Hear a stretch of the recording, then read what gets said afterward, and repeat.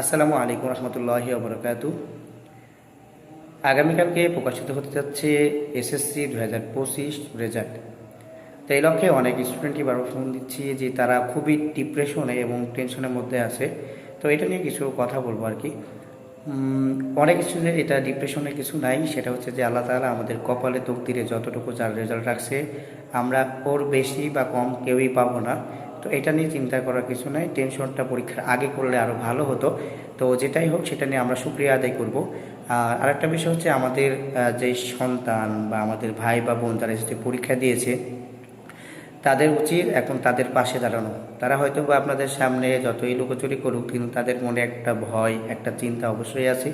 এখন আপনাদের উচিত তাদের একটু সাহস যোগানো। তো আপনারা আপনাদের সন্তানকে সাহস যোগাবেন যেন তারা আরও ভালো কিছু করতে পারে।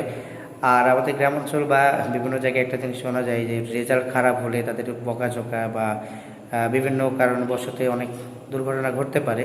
তো এই লক্ষ্যে আপনাদেরকে একটু বলি যে আপনারা পরীক্ষার আগে যেমন একটা ভয় ছিল তাদের, পরীক্ষার রেজাল্ট না করলে ভ্যান কিনে দিব, মাঠে কাজ করাবো, পড়াবো না, তারপরে হচ্ছে আমি এত টাকা খরচ করে পড়াচ্ছি, এই করবো সেই অনেক কথা আগে বলছেন। এটা আসলে বলা উচিত ছিল পড়ানোর জন্য বা রেজাল্টটা ভালো করার উদ্দেশ্যে।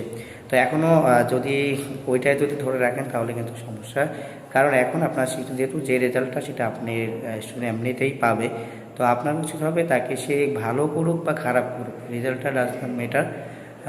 যেটাই পাক সেটাতে আপনারা তাদেরকে সাহস যোগাবেন এবং সাপোর্ট করবেন যে পরবর্তীতে ইনশাল্লাহ ভালো কিছু করবা।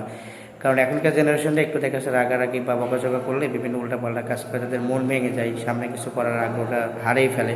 তো এই জন্য আমার থেকে সাজেস্ট আপনারা তাদের পাশে দাঁড়াবেন, রেজাল্ট যেটাই হোক সেটাতে শুকরিয়া আদায় করবেন। কারণ এটা আমার আপনার হাত না, আল্লাহ তাআলা চাইলে আপনাকে মনে করতে হবে এটা যে আল্লাহ তাআলা আমার তকদির এটা ছিল তাই হয়েছে। যেমন কেউ মারা গেলে কিন্তু আমরা লাস্টে দিন শেষে যেই কারণেই মারা যায় সেটা কিন্তু আমরা রাখি না, রাখি একটা দোষী কি আল্লাহ আমাদের তকদিরে ছিল বা ওইভাবে তার মৃত্যু ছিল তাই হয়েছে, তকদিরটাকে বিশ্বাস করি। তো রেজাল্টটাকেও আমরা তকদির হিসেবে বিশ্বাস করব, সবার সাথে ভালো বিহেভ করবো, সেভাবে তাদের আচরণ করার চেষ্টা করবো ইনশাআল্লাহ।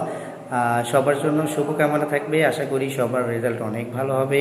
অনেক অনেক শুক্রিয়া সবার জন্য। উসামা এডুকারের পক্ষ থেকে সবাইকে জানাই শুভেচ্ছা ও অভিনন্দন। সবাই ভালো থাকুন, সুস্থ থাকুন। আসসালামু আলাইকুম রহমতুল্লাহ।